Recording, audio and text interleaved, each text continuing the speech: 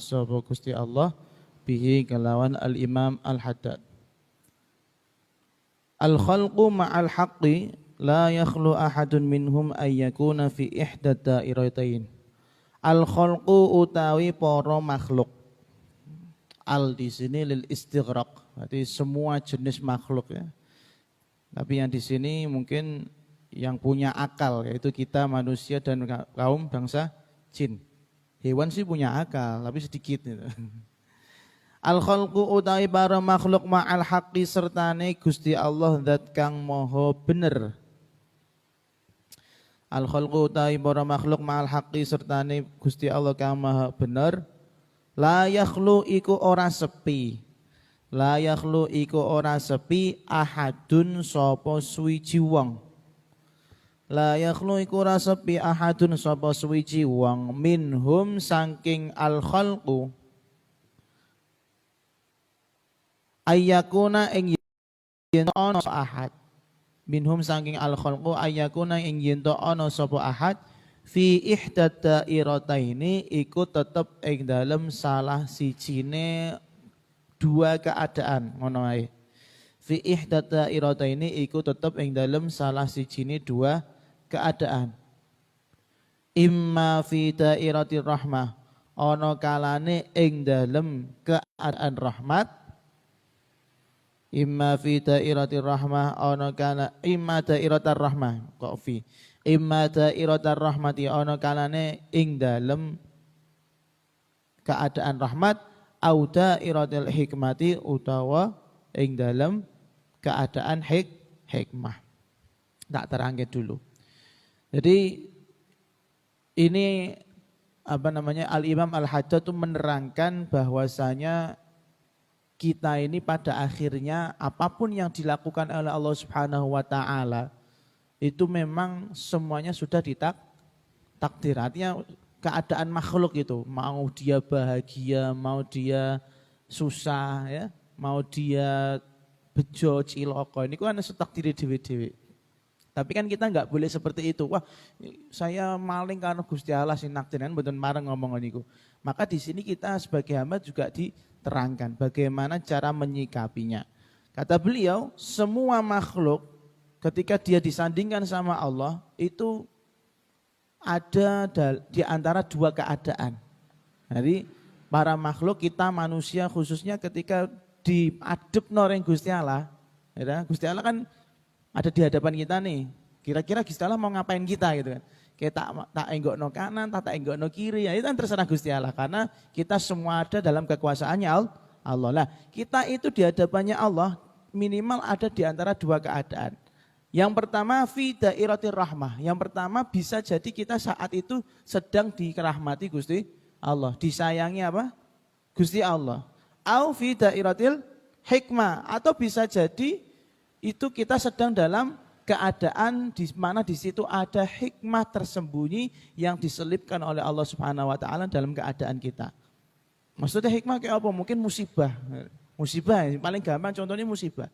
Ketika kita dapat musibah ku biasanya ku ya di balik sebuah musibah pasti ada hikmah. Itu maksudnya seperti itu. Bon, mau lanjut. Faman mongko utawi sabane wong. Faman mongko utawi sabane wong kana iku ana sapa man. Faman mongko utawi sabane wong kana iku ana sapa man al yauma ing dalem dina iki. Al yauma ing dalem dina iki.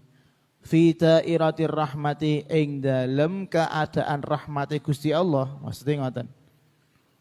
Fi dairatir rahmati ing dalem keadaan rahmate Gusti Allah. Berarti fi dairati menjadi khobar kana nggih. Fi dairatir rahmati iku tetep ing dalem keadaan rahmati Gusti Allah. Kana mongko ana sapa man. Kana mongko ana sapa man godan ing dalem besok. Kana mongko ana sapa man godan ing dalem besok. Fi dairatil fadli iku tetep ing dalem keadaan anugrahe Gusti Allah. Fi dairatil fadli iku tetep ing dalem keadaan anugrahe Gusti Allah. Wa man lan utawi sapane wong kana iku ana sapa man. Wa man utawi saben wong kana iku ana sapa man al yauma ing dalem dina iki. Fi dairatil hikmati iku tetep ing dalem keadaan hikmah. Fi dairatil hikmati iku tetep ing dalem keadaan hikmah. Kana monggo ana sapa man. Kana monggo ana sapa man godan ing dalem sesuk utawa besok. Kana monggo ana sapa man godan ing dalem besok fi dairatil adli iku tetep ing dalem keadaan adile Gusti Allah. Fi dairatil adli iku tetep ing dalem keadaan adile Gusti Allah.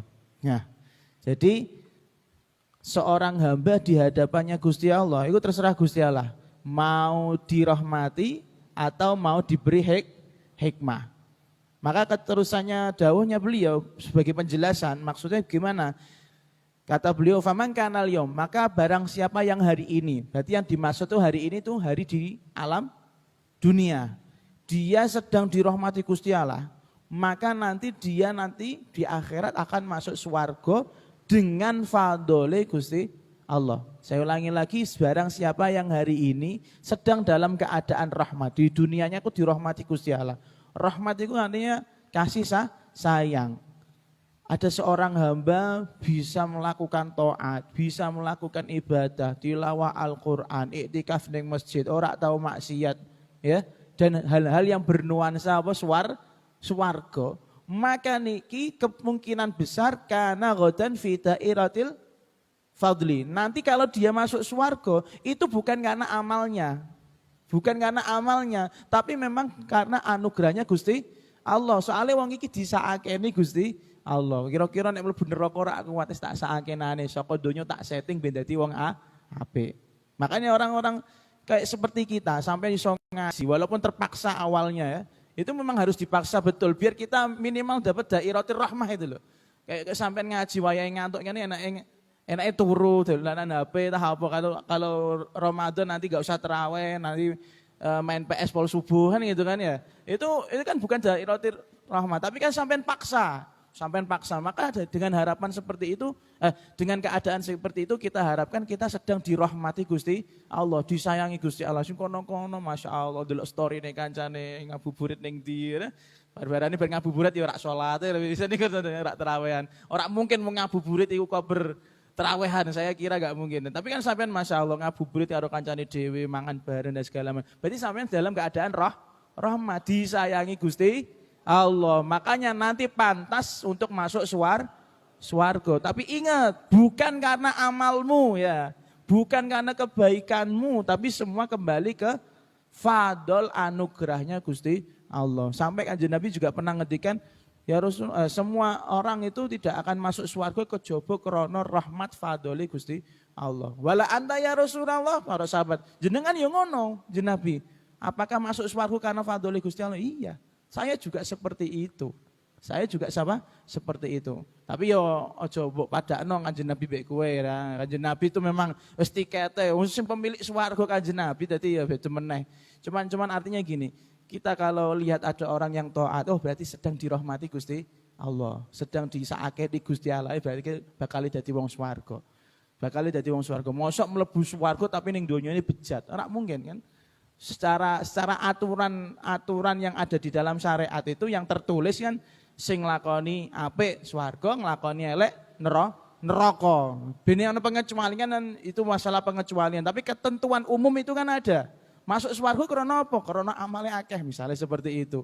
Kayak mau selevel Imam Ghazali mawon masuk swarga bukan karena amalnya, bukan karena kitabnya, tapi karena ana laler kepleset pengen ngombe. Imam Syafi'i juga karena nulis sholawat. Kullama dzakarahu dzakirun itu ya. Seperti itu. Itu semuanya kan kok simpel men yo. Gusti Allah kok kepenak men. Ya itu swarga kok ngene iku. Sak penake Gusti Allah, rahmat, kasih sayang. Akan tetapi sebaliknya, kata beliau, wa man kana al-yawm fi dairatil hikmah, dan barang siapa yang sekarang dalam keadaan hikmah. Ini bahasa yang sangat dakik sekali atau teliti sekali. Wong anak maksiat iku bukan krana takdir, tapi krana ana hikmah. Hikmah kanggo sapa? Kanggo yang kita yang ini yang masih bersama dia, orang yang ahli maksiat atau Masya Allah ning pondok kok isih turu-turu ora kepenak ngono ya. Iki berarti ning pondok ijek kopong uteke kaya ngono misale. Ning pondok ora berguna kaya ngono misale. Itu berarti fi dairatil hikmah. Allah jadikan dia itu sebagai pelajaran bagi kita gitu loh. Oh, jangan seperti itu gitu. Paham ya? Dan orang yang seperti itu bagaimana? Karena ghadan fi dairatil adli. Nanti kalau dia disiksa itu bukan karena Allah itu galak. Loh, jarine hikmah, ya hikmah bagi kita, tapi nanti di akhirat dia mendapatkan pengadilan. Seperti itu, kan ya, paham ya? Makanya kita tuh nggak bisa menghukumi orang yang wah kamu ahli maksiat, kalau ahli maksiat pasti neraka ya ora iso. Sopo ngerti nanti dia pada akhir hayatnya masuk swarga kan ngoten. Wis pokoknya kita ini banyak-banyak berdoa, banyak-banyak berusaha bagaimana dorong awak dhewe itu jangan sampai fi dairatil hikmah itu. Fi dairatil rahmah harusnya. Jadi biar kita mendapatkan reward dari Gusti Allah yaitu fadl bisa ad-dukhul ilan jannah. Amin ya rabbal alamin. Sampai sini paham nggih? Kita lanjutkan.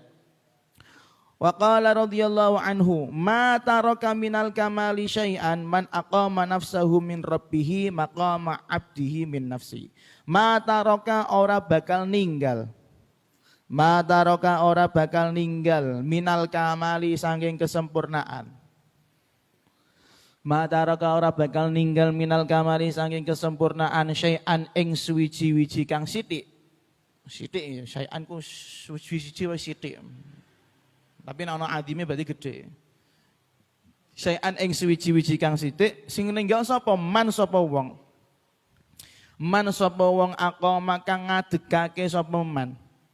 Aqama kang ngadegake sapa man nafsahu ing awak dhewe man, nafsahu ing awak dhewe man ngadegake ning ngarepane sapa? Min rabbihi saking pangerane man. Min rabbihi saking pangerane man maqama abdihi ing kaya panggonane kawulane man. Maqama abdihi ing kaya panggonane kawulane man min nafsihi saking awak dhewe man. Min nafsihi saking awak dhewe man. Ini kata-kata juga hikmah yang jeru, yang sangat dalam. Kata beliau, orang itu kalau dia menempatkan dirinya di hadapan Allah bagaikan dia ingin seorang hambanya menempatkan dirinya di hadapannya. Tak beleni nek rada angel. Jika ada orang yang menempatkan dirinya sebagai hamba di hadapan Allah sebagaimana dia menginginkan hambanya takluk tunduk kepada dirinya, maka dia tidak akan meninggalkan kesempurnaan sedikit pun. Jadi ngeten, nek sampean itu nganggep pangeran itu betul-betul pangeran. Allah itu majikanmu. Kira-kira kamu seorang hambanya seorang hamba saya lah, katakanlah seperti itu. Kamu abdi, wa antum abidi. Kalian itu adalah hamba-hamba sahaya saya. Dan saya kepengen apa? Kalian taat pada saya kan? Kalian improvisasi yang membuat saya senang. Nah, seandainya ada seorang hamba, kita sebagai penghambaan kepada Allah. Terus kemudian kita taatnya seperti itu modelnya. Ojo ngasih gawe duka Gusti Allah. Ojo ngasih gawe nesu Gusti Allah. Kita bikin bahagia kepada Gusti Allah. Maka orang-orang yang seperti ini mataraka minal kamari syai'an, tidak akan pernah meninggalkan sedikit pun kesempurnaan biar dia selalu mendapatkan ridhonya Allah. Lah awak dhewe niki kan mboten ngados ngoten. Karena kita tidak pernah bertemu sama Allah rasanya. Rasanya tidak bertemu sama Allah. Makanya jangan heran kok terimane sholat tarawih wani ninggal, kadang sholat wajib wani ana sing meninggal. Karena kita tidak menempatkan diri kita bagaikan di hadapan seorang majikan. Kalau kita bisa lihat majikan itu ada di hadapan kita nyata, mungkin awak dhewe beda meneh. Misalnya Allah Subhanahu wa taala bedune absen ya. Absen, Taufiki hadir sholat subuh mboten? Hadir. Misale. Ya nek tepak ya ora jarang berarti ya. Misalnya kan gitu. Seandainya Allah Subhanahu wa taala itu kan ngabsen seperti itu, kira-kira dan melakukan supervisi seperti itu. Inspeksi mendadak ya, misalnya. Kira-kira kita akan lebih taat mboten? ya kan akan lebih taat dan bahkan mungkin ya Allah jenengan pengen nopo es tegan, es teler misalnya seperti itu untuk membungahno Gusti Allah. Tapi karena kita tidak tahu Allah itu bagaimana, Allah itu siapa, keinginannya seperti apa, ya akhirnya dari sedikit-sedikit itu yang awalnya cukup sing wajib-wajib tok, sing sunah-sunah ra usah. Itu berarti dia tidak menyempurnakan kebaikan. Dia hanya melakukan kebaikan tapi tidak menyempurnakannya. Nek koyo sampean kan termasuk orang yang menyempurnakan. Yo salat wajib yo rotipan ayo mata rokamina. Walaupun rotipane karo ngantuk-ngantuk kan termasuk mata rokaminal kamali syai'an itu ya rada-rada. Jadi alhamdulillah ngoten nggih.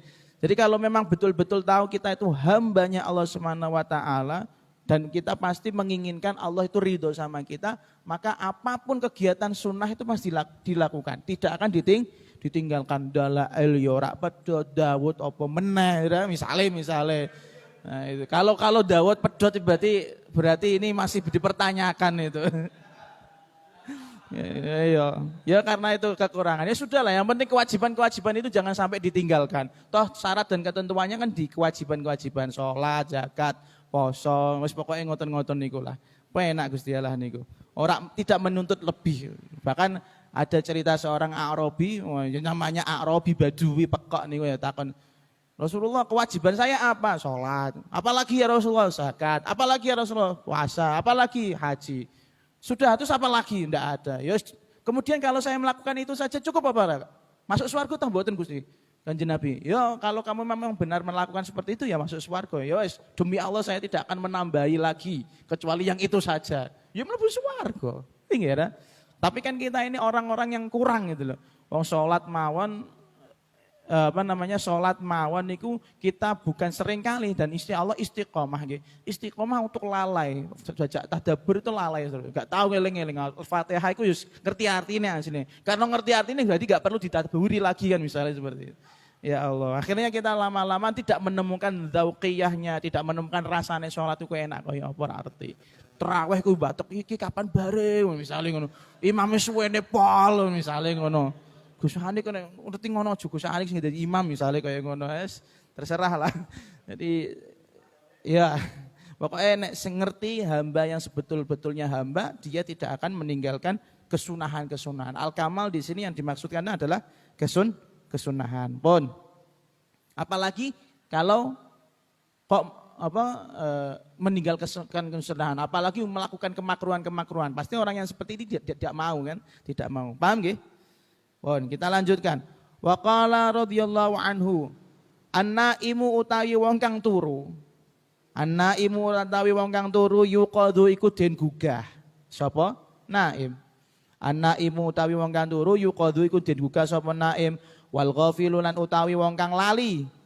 Yudzakaru iku den dakari. Yudzakaru den dakari ki maksudnya piye? Mboten. Yudzakaru iku den elingno sapa ghafil. Yudzakaru iku den elingno sapa ghafil.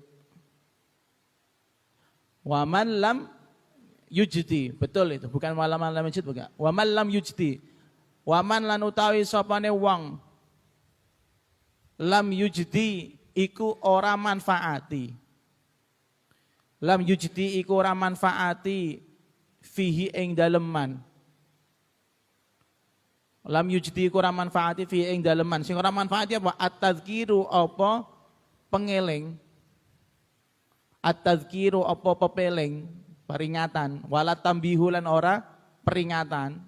Ayo wala lam yujdi fihi at-tambihu. Wala tambihu lan ora peringatan. Fahuwa mongko iku utawi man. Fahuwa mongko utawi man ngoten wis khabari wonten. Fahuwa mongko utawi man mayitun iku wong batang. Mayitun iku batang. Pun. Ini kaitannya kita menghadapi orang yang ghafil atau orang yang naim. Jadi kita tuh punya ini bukan hanya diri kita sendiri. Bisa jadi orang lain, bisa baik dalam bidang dakwah khususnya dalam bidang dakwah. Jadi orang itu macam-macam, ono sing dijak jerantal iso, ono sing leren dielekno dan segala macam. Dan ini diantara penyakit masyarakat. Nah, sampah masyarakat itu orang-orang ini. An-naim, orang yang tidur itu harusnya dibangunkan. Yang maksudnya tidur di situ apa? Yaitu al-mu'ridu 'anillahi ta'ala. Yaitu orang-orang yang melalaikan peringatan-peringatan dari Allah Subhanahu wa taala. Kalau memang dia dosisnya seperti orang tidur, maka cukup dibangunkan saja. Eling, salat wajib iku hukume wajib, salat subuh iku hukume wajib, aja dikodok, dielingno. Jadi dia biar bangun, ben eling ngoten nggih. Itu an-naimu yuqad. Iku nek eling. Tapi nek al-ghafil, orang yang lalai iku al-ghafil yudzakar, kalau orang yang lalai itu diingatkan. Lalai itu karena kakean dolan, numpak motor sedino, saka subuh balik sore, misalnya seperti itu. Maka orang-orang seperti ini ghafil, orang yang lalai. Lalai karena terlalu sibuk. Sibuk mengurusi hal yang melalaikan Allah Subhanahu wa taala. Contohnya sibuk apa? Ya banyak. Laibun walahwun itu banyak. Misalnya PS itu saja itu kan banyak orang yang rela melupakan sholatnya hanya karena PS-an, hanya karena teleponan, ya, hanya karena video callan. Nek urung baterai nentrek rak bakal mati, ya. Nek urung kuota nentrek rak bakal mati, ya. Itu orang-orang yang ghafil, orang-orang yang seperti ini diingatkan, oh seperti itu dosa. Sopo iki rak ngerti ya. Ulileh bahaya. Terus jadi dua model seperti ini masih diharapkan kebaikannya, ya. Dua model seperti ini masih diharapkan tobatnya. Tapi sing paling parah, wa man lam yujdi fihi tadhkir. Ketika ada orang yang mana dia tidak bisa mengambil kemanfaatan, dielekno rak mudeng, dikasih peringatan, yo pahpoh wae, ije aja gobloke ngoten lho. Nah, maka sampean sabar ae fahuwa mayyitun. Nah. Ya wis batang itu loh. Wong batang kok arep mbok apakno, yen batang ya dibuak saja gitu loh, enggak usah dirumati. Nah, makanya itu Allah mengibaratkan dalam Al-Qur'annya, innaka la tusmi'ul mauta. Kamu itu tidak akan memberikan, bisa membuat orang yang mati itu bisa mendengar. Nek ora digarepno Gusti Allah ya wis pintu hidayah tertutup itu bagaimana? Ya sudah, naudzubillah min dzalik. Hati-hati ya, orang-orang yang model seperti ini kalau yang berkoar-koar bunuh saja. Biar mati betul zahiran wa batinan itu. Bon, jadi sampean jangan kecil hati. Memang ada model seperti itu, Wa qala radhiyallahu anhu. Nah, lanjut ya. Innama tanfa'u, angin pestine bermanfaat. Innama tanfa'u, angin pestine bermanfaat. Al mau'idhatu apa mau'idhah, ora maido, mau'idhah. Mau'idhah ku pitutur sing apik, maido pitutur sing elek. Man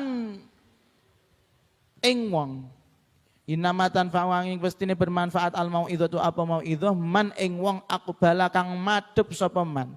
Aqbala kang madhep sapa man alaiha ing atase mau'idhah, alaiha ing atase mau'idhah biqalbihi kelawan atine man, biqalbihi kelawan atine man, wa ma yatadzakkaru lan ora bakal eling, wa ma yatadzakkaru lan ora bakal eling illa man kejaba wong, illa man kejaba wong yunibu kang gelem bali sapa man, illa man kejaba wong yulibu kang gelem bali sapa man. Nah, ini pada akhirnya kalau sudah kita usahakan ini kok ana sing mati temenan. Nah, ini sebagai bahasa-bahasa yang untuk membuat kita rada adem. Innama tanfa'ul mau'idhah man aqbala 'alaiha biqalbi. Mau'idhahmu itu akan berguna khusus bagi orang-orang yang benar-benar mau menghadapkan hatinya, orang yang hatinya mau terbuka menerima mau'idhah tersebut.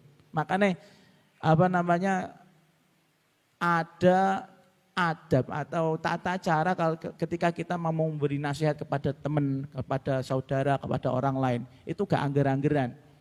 Walaupun kontennya bagus, tapi nek caramu itu sebagaimana kamu mengajari seseorang, maka temanmu pasti gak mau diberi mau'idhah.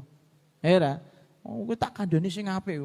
Kowe ku kancaku apa ngandani aku padha pokok wong ya keluyuran bareng WA aku, nakal bareng WA aku kok ngandani. Maka mau itu ada kode etiknya gitu loh. Nah, ketika kita memberi mau itu kepada teman ya memang nggak bisa. Saya tadi ada kasus sama Mas Taufiki tadi. Saya sholat di sebuah masjid, saya nggak sebutkan nanti jadi fitnah. Di situ kalau nggak salah tadi khutbah keduanya itu tidak baca sholawat sama wasiyah bitaqwallah nggak ada. Akhirnya saya ada sholat. Nah itu saya bingung karena nggak ada aliyat, tidak ada sebuah kekuasaan sedikit di sana di masjid tersebut. Tak pikir ini aku rak ngandani aku ku bahaya gitu. Soalnya ada kewajiban kalau ada sebuah hal yang mungkar kok nggak disampaikan, nanti kan yang dosa saya sendiri kan gitu. Bahaya saya sama Mas Taufik kok gue bebannya wong liya ki lah apa kurang nglakoni kan gitu.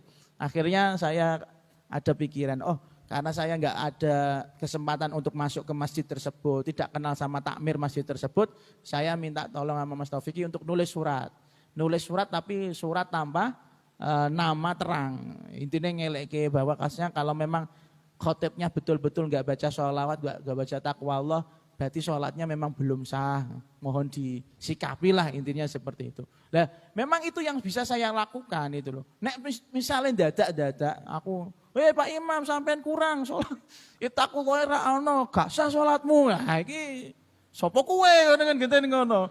Sak kudus iku ya ora kabeh kenal aku kan ngoten ya.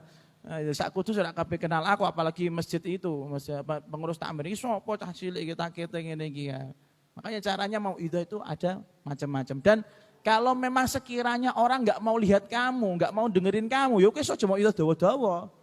Itu sama seperti Anda ketika disuruh mau itu sama orang di sebuah tempat ketika lihat kondisinya sudah tidak memungkinkan ya sudah cepat-cepat ditutup wae, sudah tambah suwe tambah kayak wong tua-tua ya kan mau itu tambah suwi, orang sing ngrungokno adu gojek dhewe, itu kan nggak tahu diri namanya. Karena semua yang hadir tidak mau iqbal, tidak mau menerima. Kecuali kalau kita memang betul-betul didengarkan di majelis tersebut ya memang harus disampaikan. Mau idhohnya itu seperti itu. Jadi mau idhoh itu tidak akan berguna kalau tidak hubungan kedua belah pihak baik. Berarti yang di mau idhoh kudu gelem ngrungokno, nek ra gelem ngrungokno jarke wae. Seperti yang kemarin ceritanya Sayyid Muhammad bin Husain Al-Habsyi, leren ngrungokno mau itu ini leren gambusan sewengi kan ngono. Begitu juga Habib Umar bin Hafid itu juga mengajak anak-anak muda untuk mau ke masjid, untuk mau ngaji itu pun harus mengongkosi turnamen sepak bola mereka. Bejal ngongkosi turnamen dah wong ping pira iki wong iku. Baru mereka mau ngaji. Berarti harus ditarik hatinya. Ada tata caranya. Pun. Waqala kaifa yakunu minal mu'minin, kaifa yakunu kaya apa ana. Kaifa yakunu kaya apa ana minal mu'minina iku setengah saking golongane wong mukmin. Kaya apa ana minal mu'minina iku setengah saking golongane wong mukmin. Sapa wong? Man sapa wong yurdi. Golek ridho sapa man. Gawe ridho sapa man. Yurdi gawe ridho sapa man al makhluqina ing para makhluk bisa khati rabbil alamina kelawan bendune pangeran alam kabeh. Bisa khati rabbil alamina kelawan bendune pangeran alam kabeh. Ini kata-kata ini jangan sampai ambil mentah-mentah. Al mukmin di sini maksudnya itu kamalul iman, sempurna imannya, bukan berarti orang yang seperti ini udah kafir. Jadi kata beliau, bagaimana mungkin dia itu termasuk orang yang bermukmin? Ada seseorang yang mana dia berusaha mencari ridhonya para makhluk, dibarter dengan diijoli dengan murkanya Allah. Ono wong selalu golek ridhonya makhluk. Piye carane wong seneng mbek aku, piye carane wong takjub mbek aku, piye carane wong saake mbek aku, tapi dia lupa bahwasanya di situ di balik pencarian ridhonya para makhluk di situ ada sakhatu rabbil alamin, yaitu bendune pangeran. Kayak wong kayak ngene iki apa macem dikarani wong iman kata beliau. Maksudnya kamalul iman. Artinya gini, kalau jenengan itu biasanya nyedak-nyedak wong, itu kan biasanya karepe ya. Ono karepe, Masya Allah, kayak misalnya sapa dek kene sing tutup Zidane sapa ora ono ya. Oh ya Om, misalnya Om ya. Taruhlah Om sama Zidane ini. Dan ya Allah, dan kamu ini orang yang baik. Masya Allah, kamu itu orang yang ahli sodakoh. Misalnya kan gitu. Tapi dia tujuannya ngomong ngono biar dapat KFC sak truk misalnya. Ya.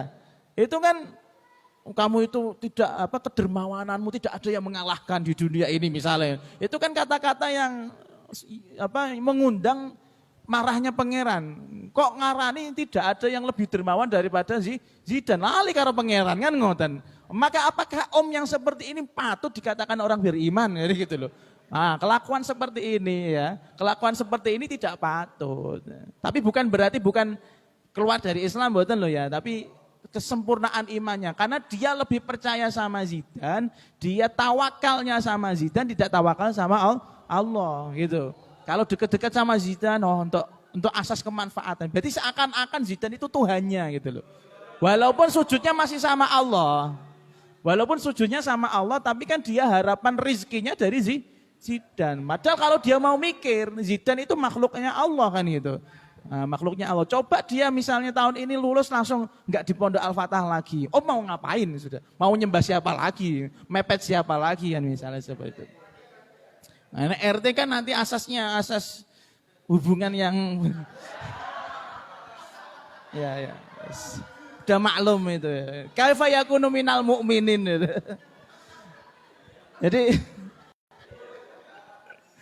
Jadi paham nggih? Selama di hati kita masih butuh sama makhluk, berarti kita percaya bahwa Allah itu tidak mampu untuk mewujudkan apa yang kita inginkan. Maka seperti ini nggak patut dikatakan menjadi mukmin yang sejati. Ngono lho maksudnya.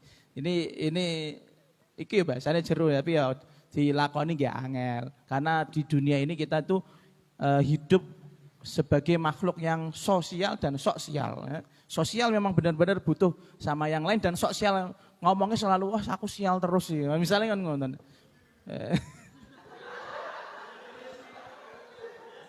Ulil apa iki ulil. Paham ya?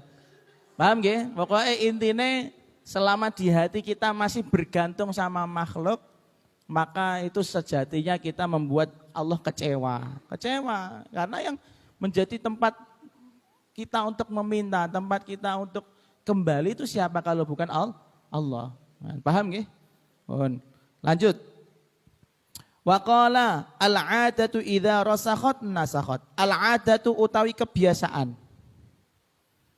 Al-'adatu utawi kebiasaan, adat.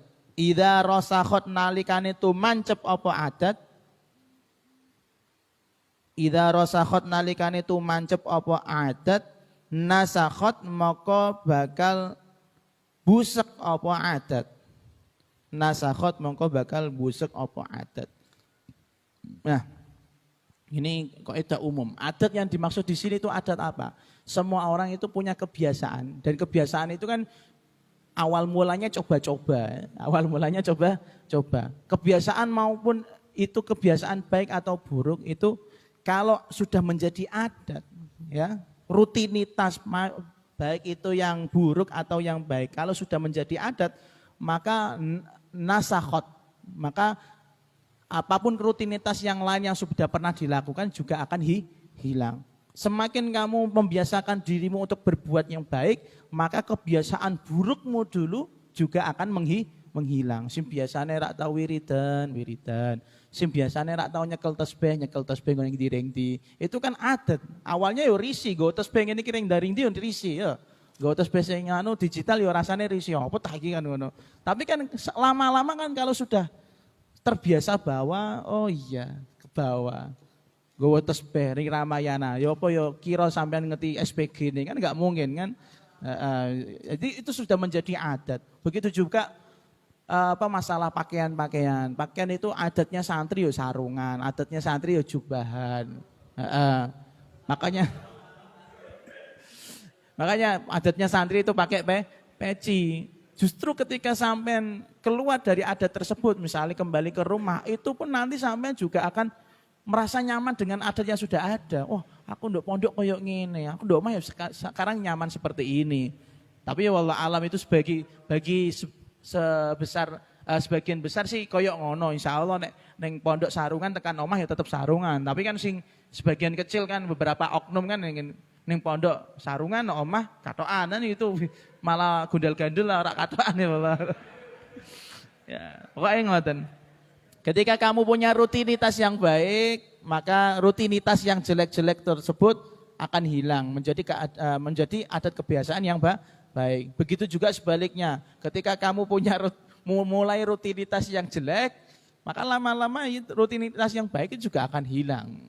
Seperti Ramadan ini, Masya Allah, rutinitas yang baiknya tuh banyak. Diwajibno misalnya apa? Diwajibno dalam puasa ini 2 kali hataman, itu rutinitas yang baik. Tapi nanti setelah Ramadan enggak gitu lagi, berarti bukan adat itu ya. Adat Ramadaniyah berarti. Pun. Ini lanjut. Wa qala la tadumu ma'al kulfati ulfah. La tadumu ora bakal langgeng. La tadumu ora bakal langgeng ma'al kulfati sertane kewajiban ngoten mawon. Atakalluf. Apa jenenge? Tanggungan. Tanggungan berarti kan kewajiban ya. La tadumu ora bakal langgeng ma'al kulfati sertane kewajiban tanggungan ulfatun apa rasa sayang. Ulfatun apa rasa sayang. Ulfah sayang atau apa ya? Bahasa yang enak itu apa? Ada yang bisa memaknani enak meneh? Kok Arifin? Maria Ulfa?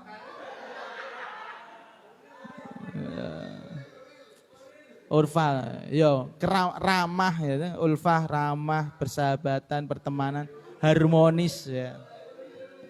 Jadi gini, la tadumu ma'al kulfati ulfa. Setiap hal yang ada kewajibannya, maka itu tidak akan ada rasa sayangnya. Paham ya? Jadi walaupun awalnya sayang, kamu sama Arifin besok apa? Ulfa mau ya. Misalnya Arifin sama Ulfa ki wong ndi ya? Wong ndi? Celutak tak celuak? Ya kita doakan saja ya. Ya kan ngono. Saya hanya doakan yang baik ya. Nek dadi apik nek ora ya ora ngono. Jadi gini, misalnya Arifin sama Ulfa ini. Nah, Arifin sama Ulfa itu sudah ada rasa sayang-sayangnya. Akan tetapi di tengah-tengah hubungan itu ada yang namanya apa namanya?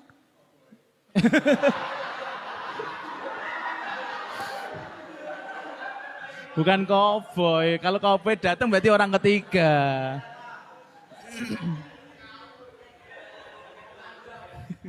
Ini perumpamaan mawon gitu, walaupun nggak nyambung ke sana. Jadi misalnya Arifin sama Ulfa ini saling sayang-sayangan, tapi di tengah-tengah hubungan itu Arifin itu menuntut atau si Ulfa itu menuntut lebih. Misalnya Arifin, kamu tuh kurang gemuk, kamu harus gemuk misalnya seperti itu. Itu kan hal yang sulit. Iya, hal yang tidak mungkin kan. Arifin iso lemu gendut 100 kilo kan tidak mungkin kan itu. Atau misalnya Ulfa sama Koboy. Nah, si Ulfa menuntut Koboy untuk turun 50 kilo kan itu. Itu sesuatu yang susah itu. Maka rasa sayang ini la tadumu. Rasa sayang ini tidak akan langgeng. Karena apa? Ada tanggungan itu. Ada tanggungan. Itu padahal hubungan kamu dengan manusia, sesama manusia. Itu akan hilang hilang tresnone krana kakean kewajiban, karena kakean tanggungan. Nah begitu juga ketika kamu menganggap bahwa hubungan kita dengan Allah Subhanahu wa taala itu sebagai beban, ya, walaupun kita istilahnya dalam syariat itu mukallaf, ya, orang yang diberi tanggungan sama Allah. Tapi kalau selama itu masih kita bawa termenset dalam pikiran, sholat itu ya rasanya wegah. Ya, sholat itu rasanya rak nikmat. Yalah wis asar. Lagi jagung wis asar. Misalnya kan ngono. Misalnya kan utawa halah wis subuh urung ngombe. Halah wis subuh urung ngombe misalnya. Ini kan yang salah akhirnya sholat adanya, sholatnya menjadi salah. Makanya hubungan kita dengan Allah tuh jangan sampai didasari apa? Keterpaksaan. Hubungan kita sama Allah didasari oleh rasa cinta. Maka semua kewajiban itu bukan menjadi kewajiban, bahkan menjadi apa istilahnya? Candu bagi kita untuk bisa bercinta sama Allah Subhanahu wa taala dalam konteks ibadah. Makanya ini kata beliau, selama kamu masih menganggap ibadah ini adalah taklif, kulfah, tanggungan, kewajiban, maka rasa sayang itu tidak akan pernah muncul. Nah, jadi itu tolong kita semuanya itu mengkoreksi mindset kita. Sholat itu wajib, iya hukum syariatnya wajib, tapi kita butuh. Oh, zakat itu wajib, oh iya zakat walaupun memang wajib, tapi kita kan butuh itu sebagai hubungan keharmonisan kita dengan Allah Subhanahu wa taala biar tambah erat, ngoten. Kalau kita menganggap semuanya itu masih kewajiban, yo cinta sama Allah itu susah. Kalau Arab anggap kewajiban, lo ngelakoni sunnah susah, kok menaik kewajiban apa meneh kan ngoten. Bagaimana dia mau wusul ilallah? Menganggap semua itu beban, menganggap semua itu beban. Tapi memang susah. Kalau kita mencapai makom waju'ilat qurratu aini fis shalah, menjadikan sholat itu pelipur lara hati itu susah. Nanti itu bisa dilatih gitu loh, bisa dilatih. Saya cerita mawon, saya itu kadang kangen dengan keadaan waktu saya masih di Madinah. Itu nikmat betul. Yang saya kangen ya apa? Keadaan waktu setiap sore kayak ngeten niki, setiap sore ba'da asar siap-siap ke Masjid Nabawi. Di sini sangger longak-longok tok ngerti Masjid Nabawi karo deres mesti makamnya Kanjeng Nabi sambil baca maulid. Itu didasari cinta, walaupun saya berangkatnya tuh ngerekel, berangkatnya leren bayar bis, leren bayar angkutan, tapi itu enggak berat. Nah, teman-teman kan enggak seperti itu teman-teman saya waktu itu. Jadi rasanya seneng gitu. Tapi kalau dianggap ke Masjid Nabawi, wah Masjid Nabawi ini aduh, golek angkotnya angel. Memang paling susah tuh angkotnya. Maka itu namanya kulfah, apa? Tanggungan, maka tidak akan ada ulfah. Ya wis. Wis paham nggih sampai sini, pun. Kita lanjutkan. Man lam yadfa, man utawi sabane wong. Lam yadfa iku ora nolak. Orang ngilangake, man utawi sabane wong lam yadfa iku ora ngilangake anhu saking man. Anhu saking man. Maf'ulen di al faqra ing kefakiran. Al faqra ing kefakiran. Sing orang ngilangake apa? Qalilul mali apa sithike bondo? Qalilul mali apa sithike bondo? Lam yuhassil mongko ora ngasilake. Lam yuhassil mongko ora ngasilake lahu keduwe man al-ghina ing rasa sugih. Al-ghina ing rasa sugih sing ora ngasilake apa? Kathiruhu apa akeh-akehe mal, akeh-akehe bondo. Kok kathiruhu apa akeh-akehe mal. Kadzalika kaya mengkono-mengkono man lam yadfa anhu. Kadzalika iku kaya mengkono-mengkono man lam yadfa anhu. Apa sing kaya mengkono-mengkono man utawi sapane wong. Man utawi sapane wong lam yantafi' kang ora ngalap manfaat sapa man.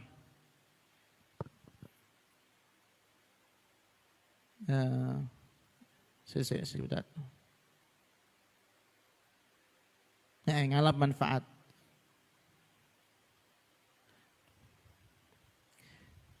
Man utawi sapane wong lam yanfa' tanfi kang ora ngalap manfaat sapa man biqalilil ilmi kelawan sithike ilmu. Biqalilil ilmi kelawan sithike ilmu fahuwa monggo utawi man. Fahuwa monggo utawi man minal intifa'i saking ngalap manfaat. Minal intifa'i saking ngalap manfaat bikathirihi kelawan akehe ilmu. Bikathirihi kelawan akeh ilmu ab'adu iku luweh adoh. Ab'adu iku luweh adoh. Pun. Ini penjelasan tentang kaya yang sesungguhnya dan masalah kemanfaatan ilmu. Kata beliau, barang siapa yang rasa fakirnya, fakir niku ternyata ini fakir yang di dalam istilah tasawuf, bukan fakir dalam istilah fikih. Kalau fakir dalam istilah fikih kan orang yang tidak bisa memenuhi kebutuhannya kurang dari 50% kan gitu.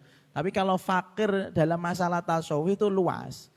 Artinya selama kalian masih merasa butuh, berarti kamu fakir. Kalau enggak butuh berarti sudah enggak fakir. Berarti masih sugih. Tapi nek misalnya aku sudah 1 juta, tapi butuh 500 juta, itu berarti cara tasawuf itu fakir. Berarti ora iso bakal iso zuhud ngono Mas. Maksudnya ngoten. Batasan fakir dalam tasawuf beda dengan batasan fakir dalam bidang fikih. Paham nggih? Jadi gini, barang siapa yang rasa kefakirannya, kebutuhannya itu tidak bisa hilang dengan sedikit harta, dia duwe bondo sithik. Tapi dia sing ngrasa ora cukup. Jadi kan ini dunia tasawuf, saya ulangi lagi.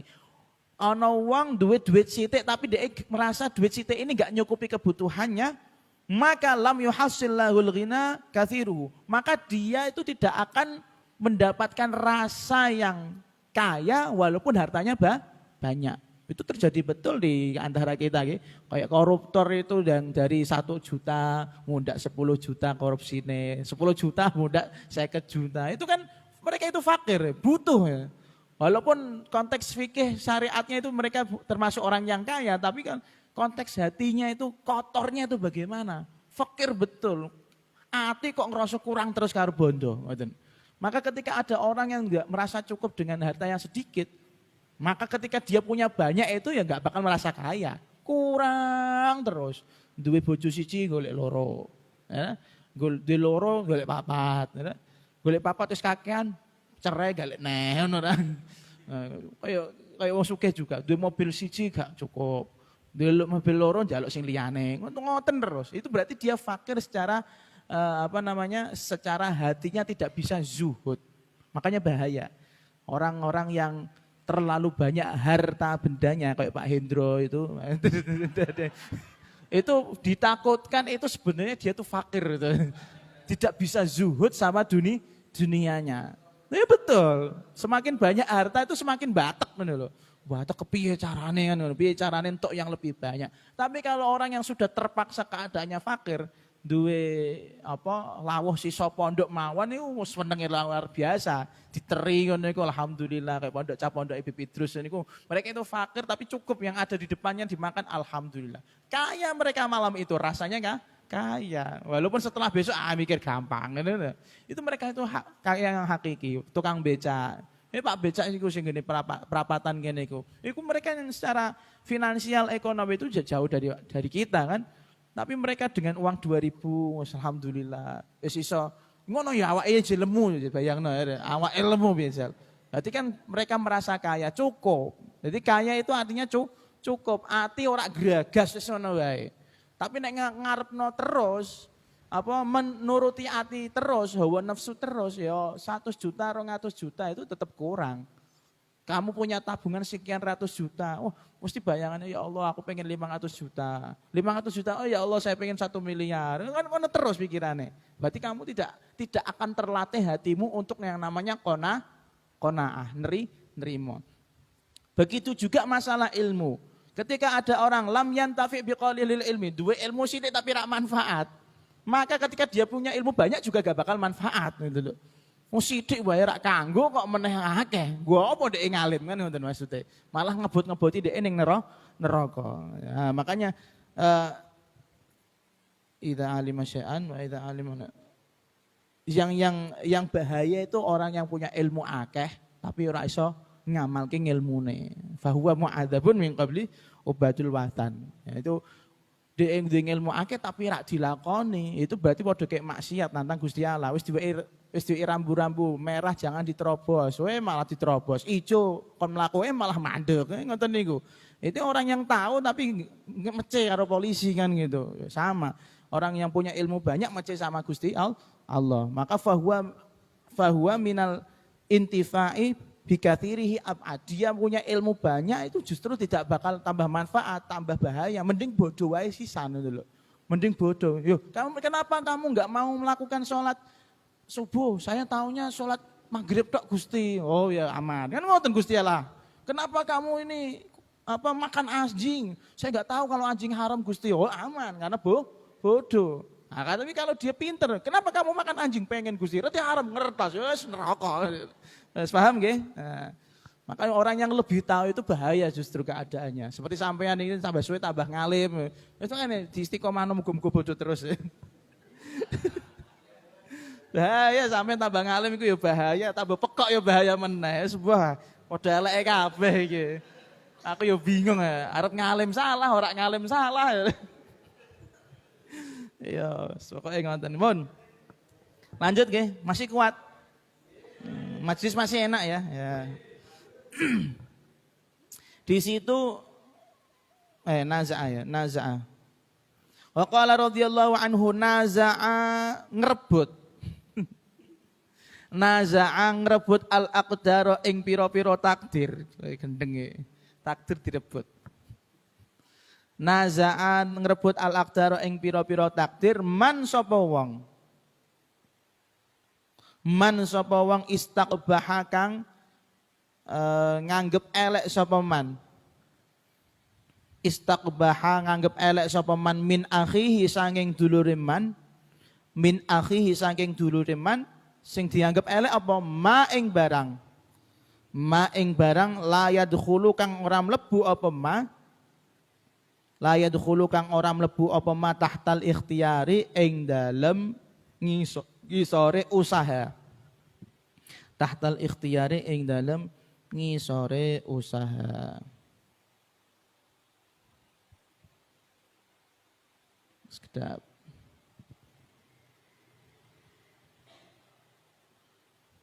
Jadi gini, sudah dikatakan ada orang, ini kategorinya termasuk orang yang berani nantang takdir.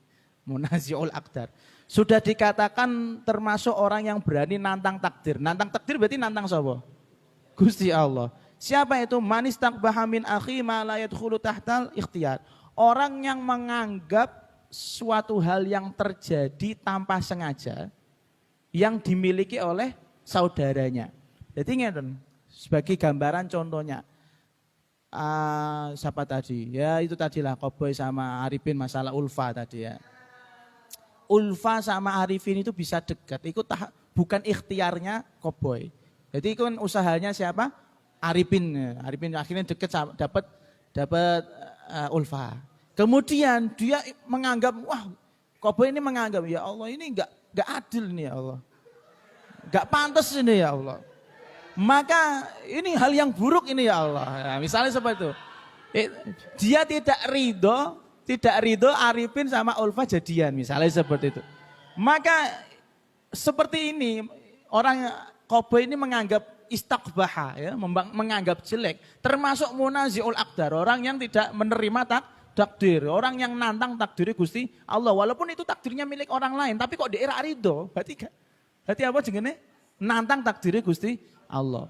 Maka kita lihat kalau ada orang Masya Allah apal Quran, orang alim, ganteng, terus bojone ayu, anake soleh, kaya aku ngono misale. Kok sampean ora ridho? Itu kan sampean mau seperti saya kan nggak mungkin kan? Itu tidak bisa sampean usaha nih. Saya ganteng kan seperti ini. Adib kamu mau kayak apapun diganteng nggak bakal kayak aku kan gitu. Kok dia ora ridho? Kok dia ora ridho dengan kegantengan saya? Itu munazi'ul aqdar. Dia sudah menantang takdir. Begitu juga itu ketika melihat kebaikan nggih. Seperti tadi kan melihat kebaikan. Woi, motor gerong woi. Dodot. Dodot iku berarti. Iku kan apa? Menantang dianggap menantang takdir kalau kita melihat kebaikan. Oh, gandeng atau hubungan orang atau orang punya. Intinya gini, ada orang memiliki fadol, kelebihan yang mana kita tidak bisa menjangkaunya kok kita serik. Itu berarti termasuk nantang takdir. Begitu juga sebaliknya dalam masalah kejelekan. Kalau kita melihat ada orang, misalnya di sini om ini, om yang terlalu penjilat sama Zidane. bahasa penjilat itu kan jelek ya. Kita menganggap kelakuan om itu kan lintah darat ini istilahnya seperti itu. Nah, misalnya seperti itu. Atau parasit lah. Parasit mau kok gelem dadi parasit. Mau kok model koyok ngono, kan ngono. Padahal dia tuh menjadi parasit itu ya memang wataknya misalnya seperti itu. Bukan apa namanya? Artinya kita tidak bisa mengubah watak tersebut, itu tidak bisa kita rubah kan. Maka kita menjelek-jelekan om yang seperti itu juga termasuk nantang takdir. Berarti kamu nganggap takdir dia menjadi parasit itu jelek. Wong sing nentokno takdir iku sapa Gusti? Masyaallah. Artinya gini, kita itu taslim, ridho mawon. Udan nggih. Kita itu menjadi orang itu menerima mawon. Apa yang dimiliki orang lain, dia baik, kita terima saja. Kita dongo ya Allah muga-muga sakit kados ngoten. Begitu juga sebaliknya kalau kita lihat ada orang kok elek ngono, ahli maksiat ngono, aja dielek-elek. Kuwatire iku nek takdire balik ning awak dhewe. Ya Allah tolong selamatkan orang itu, ya Allah tolong jangan jadikan saya memiliki kelakuan seperti itu. Jadi intinya taslim dan minta perlindungan dan minta fadl dari Gusti Allah. Nanti keluar jadi yang namanya tidak menerima takdir. Padahal iku takdir wong liya lho ya. Dianggap nantang takdir. Apa meneh kowe ra trimo mbek takdirmu dhewe. Ya iku bahaya itu. Dan lanjut ya. Lanjut. Waqala. Ini masih tentang ridho. Ar-ridho bil qadai. Ar-ridho utawi ridho nerimo. Ar-ridho utawi ridho nerimo bil qadai kelawan takdir. Ngoten mawon gampang. Qada qadar. Ketentuan takdir Gusti Allah. Ar-ridho utawi ridho bil qadai kelawan takdir yantafi iku dadi ilang. Yantafi iku dadi ilang ma'ahu sertane ridho. Ma'ahu sertane ridho al-i'tiradu apa nentang. Al-i'tiradu apa nantang alallahi marang Gusti ing atase Gusti Allah. Alallahi ing atase Gusti Allah. Wa yabqa lan kari isih utawa kari. Wa yabqa lan kari isih ma'ahu sertane ridho. Ma'ahu sertane ridho at-talabu apa donga nyuwun. At-talabu apa donga nyuwun. 5 kedue barang. Nyuwun marang barang. 5 kedue barang. Yang bagi kang sayukjo. Yang bagi kang sayukjo ayut laba apa yento den suwun apa ma. Ayut laba apa yento den suwun apa ma. Wal harobu lan ategese wayab ko al harobu. Wal harobu lan lumayu. Wal harobu lan lumayu mimma saking barang. Mimma saking barang. Minhu apa saking ma. Minhu apa saking ma yuhrabu den hindari. Yuhrabu den hindari. Naibul fa'ile mana? Minhu tadi, diwalek. Ini terusannya ndek mau. Pokoknya nek delok wong untuk apik kita ndak boleh tidak terima. Nek untuk wong elek ojo dicacat karena termasuk apa nantang takdire Gusti Allah. Terus sikap yang baik bagaimana? Terusannya ar-ridho bil qada. Ketika kita ridho menerima takdir, maka yantafi ma'ahul i'tiradu 'ala Allah. Secara tidak langsung rasa untuk menantang Gusti Allah itu hilang. Berarti kita kalau sudah ridho sama takdir, oh ini ada baik, ini ada jelek, oh itu mendapat kebaikan, oh ini mendapatkan kejelekan. Kita tidak ada protes, maka yang namanya adalah ridho. Maka selama kita ridho itu tidak akan ada yang namanya protes. Kita terhindar dari yang namanya protes selain Gusti Allah. Gusti Allah kok protes. Nah, Gusti Allah apike diapakno, diapakne niki ketika lihat kebaikan, ketika lihat kejelekan, maka ketika beliau mengatakan ketika kamu melihat kebaikan wayabqa ma'ahu thalab. Yang tersisa ketika kamu ridho adalah harapan, berdoa kepada Gusti Allah. Apa? Meminta kebaikan. Ketika kamu lihat ada orang Masya Allah ganteng, alim, sugih, terus hafal Quran dan segala macam, Kamu kan nggak boleh iri ya. Nggak boleh iri bilang bos kan nggak boleh. Orang-orang seperti ini nggak boleh diiri. Bagaimana caranya? Ya Allah tolong jadikan saya seperti dia. Misalnya seperti itu. Nah itu yang bagi ayutlab. Jadi ketika kamu tidak ada i'tirad, tinggal doa saja, ya Allah saya pengen kayak itu. Tapi ketika lihat kayak Om tadi, bagaimana sikapnya? Yang menjadi penjilat atau parasit, wal harabu mimma minhu yuhrab. Dan kita minta perlindungan, ya Allah jangan jadikan saya seperti dia ya Allah. Nah itu, jangan jadikan saya menjadi orang yang sakil, menjadi parasit bagi orang lain, tidak bermanfaat tapi grogoti kemanfaatan wong liya. Nah itu adalah sikap bagaimana kita melihat ada orang memiliki kelebihan atau orang memiliki kecacatan. Bon. Tambah satu lagi nggih? Tambah satu atau dua mungkin. Oh, satu. Ad-dunya utawi donya. Ya bener? Ad-dunya utawi donya al-mubahatu kang mubah. Mubah berarti ora wajib, ora haram ya. Ora sunnah, ora ana ganjarane ngoten nggih. Al-mahmudah nggih. Nggih, ngapunten. Ad-dunya utawi donya al-mahmudatu kang pinuji. Hiya donya. Hiya donya allati kang yasilu tutuk. Yasilu tutuk biha kelawan allati ila fi'li khairin marang gawe bagus. Ila fi'li khairin marang gawe bagus. Au yanju utawa selamat. Au yanju utawa selamat biha kelawan donya. Biha kelawan donya min fi'li syarrin saking agawe Allah. Min fi'li syarrin saking agawe Allah. Wad dunyal mubahatu, wad dunya utawi donya al mubahatu kang mubah.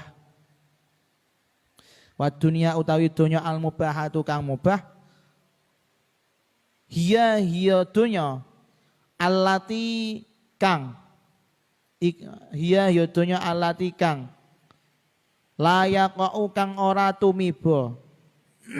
Layaqau kang ora tumiba terjadi. Bisa babiha kelawan allati fitar kimak bisa babiha kelawan sebabe allati ngapunten bisa babiha kelawan sebabe allati fitar kimak murin ing dalem ninggal perkara kang den perintah fitar kimak murin ing dalem ninggal perkara kang den perintah wala ruku bimahzurin lan ora nglakoni perkara kang den larang wala ruku bimahzurin lan ora ngelakoni perkara kang den larang. Wa dunyal mazmumatu lan utawi donya kang ala. Wa dunyal mazmumatu lan utawi donya kang ala ala lisanil kitabi ing atase lesane Al-Qur'an, bahasane Al-Qur'an. Was sunnati lan sunnah yaitu hadis. Wasunnati lan sunnah hiya iku donya allati kang yaqa tumiba terjadi bisa babiha kelawan sebabe allati bisa babiha kelawan sebabe allati fitar qita'atin ing dalem ninggal ketaatan fitar qita'atin ing dalem ninggal ketaatan au fi'li maksiatin utawa ninggal kemaksiatan. Au fi'li utawa nglakoni kemaksiatan ngapunten. Fitar qita'atin ing dalem ninggal ketaatan au fi'li maksiatin utawa nglakoni kemaksiatan. Wis mulai gak fokus iki, wis ngelah. Ini jadi kita itu hidup di alam dunia dan dunia ini sakharallahu lanana. Sakharahallahu lana. Allah itu menjadikan dunia itu tunduk kepada kita. Allah itu menjadikan dunia itu khidmah sama kita. Ya? Jadi kalau ada orang kok malah khidmah sama dunia kuwale, bukan fitrahnya. Kok kedanan sama dunia itu keliru nggih. Mboten ora bener. Kok ana wong sik ngejar dunia, ngejar nafkah terus bahasane walaupun aslinya kata nafkah itu dibuat untuk menutupi bahwasanya dia gila dunia. Itu enggak boleh. Jadi ana wong kenapa sampean ngoyo kerja ben nafaki anak bojo. Itu bukan nafkah, itu namanya numpuk donya kalau menurut istilah sekarang. Jadi gini, jadi intinya dunia seisinya itu memang Allah ciptakan agar kita taat ring Gusti Allah iki gampang. Nek ngelah yo mangan, tapi mangannya aja kakean. Nek ngelak yo ngombe, tapi ngombe aja kaya sapi gelonggongan ngoten ya. Pokoknya perlu awak dhewe iku taat itu ring Gusti Allah itu nikmat. Nyaman. Karena tujuannya donya itu diciptakan agar kita bisa masuk ke akhirat dengan yang yaitu masuk ke swargane Gusti Allah. Bagaimanapun juga kita ini anak-anak hasil perkawinan surgawi antara Nabi Adam sama Sayyidah Hawa. Kok dadak kok menggok ning neraka, iki salah jalur iki. Anak haram berarti kan itu. Keturunan anak hasil apa ini? Makanya kata beliau, memang dunia itu seperti itu. Ad-dunya al-mahmudah, kata beliau, dunia sing apik itu bagaimana? Yaitu yang membuat allati yasilu biha ila fi'li khairin, yaitu yang membuat pemiliknya bisa melakukan kebaikan. Dunia sing apik, harta atau taruhlah kekayaan yang baik itu yang menjadikan kita semakin baik untuk menjalankan ketaatan. Tambah api sedekah, bangun masjid ya. Nambah bojo itu termasuk fi'il taat itu ya. Daripada zina di PSK fi'il taat kan ditasarufno nambah bojo wae kan gitu. Misalnya kayak ulil ngerti rondo saake fi'il taat duwe punya. Dia punya uang untuk nikah ngerabeni rondo anak siji, Masya Allah. Untuk anak yatim untuk rondo, Masya Allah. Ganjarannya double. Ini dunia yang membuat dia melakukan kebaikan. Itu ad-dunya al-mahmudah. Au yanjubiya min fi'li syarrin, atau yang membuat orang tersebut terselamatkan dari melakukan kejelekan. Terselamatkan melakukan kejelekan. Ya iku mau daripada rem PSK mending nikahi rondo sing ayu kinyis-kinyis seperti itu. Atau harta ini disodakohkan. Karena kita juga kenal dengan hadis yang masyhur, as-sodaqatu tadfa'ul bala. Jadi sing awale meh dinggo main PS, sing awale meh go nyewa PSK, ora sida. Doko infak ring masjid, Masya Allah. Gak sido deh, gak sido. Maka ini dunia ini menjadi al-mahmudah. Harta ini menjadi terpuji. Soalnya mendorong orangnya berbuat kebaikan. Kemudian dunia al-mubahah, dunia yang biasa-biasa saja. Tidak ada potensi baik, tidak ada potensi jelek. Mubah. Mubah itu nek nglakoni ora gene-gene, ditinggal ya ora gene-gene. Kowe mangan hukumnya piye? Mubah. Ora mangan ya Allah, ora mangan ya Allah, terserah. Maka kata beliau, dunia yang mubah itu allati la yaqa'u bisababiyah. Yaitu dunia yang tidak membuat orangnya meninggalkan kewajiban dan tidak membuat orangnya melakukan kemaksiatan. Ya wes, tengok-tengok duit era lapo-lapo. Misalnya paling nganggo jajan, paling nganggo kelencer. Itu berarti dunia yang mubah. Terus ad-dunya al-madmumah, sementara dunia yang potensinya jelek. Harta kekayaan yang potensinya jelek. Ala lisanil kitab was sunnah. Menurut Al-Quran dan hadis itu bagaimana? Yaitu dunia-dunia yang membuat pemiliknya selalu meninggalkan ketaatan dan selalu melakukan kemaksiatan. Dan ini terjadi begitu saja. Artinya ngeten, wong kok selalu mengumpulkan barang-barang yang haram ya. Itu delalah mawon. Kelakuan itu ya perkara sing haram-haram terus. Wong sekali korupsi, sak terusé ku duwite ya korupsi terus. Wong kok maling, sak terusé duwite ku ora selamat kanggo taat. Ora ono sing iso mencegah hal tersebut. Jadi keblowok terus istilahnya. Kejelegong terus nglakoni maksiat. Misalnya kamu maling, ada orang yang maling duit. Dia kan pertama mencuri dosanya. Yang kedua dia dosanya adalah ngapusi. Ngapusi ini orang karo wong siji loro tok, bahkan dengan dirinya sendiri dihapusi. Nanti lama-lama duitnya ternyata bukan digunakan untuk ngasih makanan atau membeli makanan, tapi ternyata kanggo apa? Kanggo iku mampir gini Sunan Kuning misalnya. atau Gang Doli misalnya, seperti itu. Akhirnya duit itu muter untuk mendorong orang tersebut semakin terpuruk di dalam neraka. Kayak contohnya Barseso yuk. Barseso tuku khomer, tuku minuman keras. Dari minuman keras zino terus mateni, terus mati suul khotimah, mati dalam keadaan kafir. Maka dunia yang sifatnya haram, jelek itu ya mendorong orang tersebut selalu pada kebaikan. Dan itu terjadi betul pengalaman-pengalaman orang-orang yang mencari harta secara tidak halal. Ono wong kontraktor lah, atau dia bos yang besar.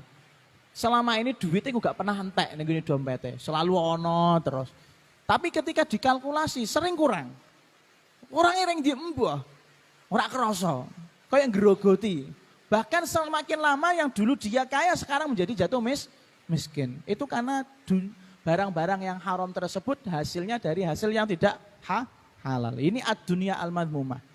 Nah, berarti maka kita kalau punya harta itu ya dicari dengan cara yang halal, barangnya ya halal, dan ditasorufkan pada hal-hal yang halal. Semakin suci makanan kita, semakin halal pakaian kita, maka semakin kuat tubuh ini untuk melakukan ketaatan. Tapi kok awak kok tambah suwe, tambah gendeor, males sholat, males sembarang. Nah ini perlu dipikir, iki kira-kira aku kenapa iki? Mangan barang yang enggak hakku apa enggak? Gosok barangnya kancaku apa ora? Misalnya seperti itu perlu dipikir. Kan? Kemudian waqala tekan diki.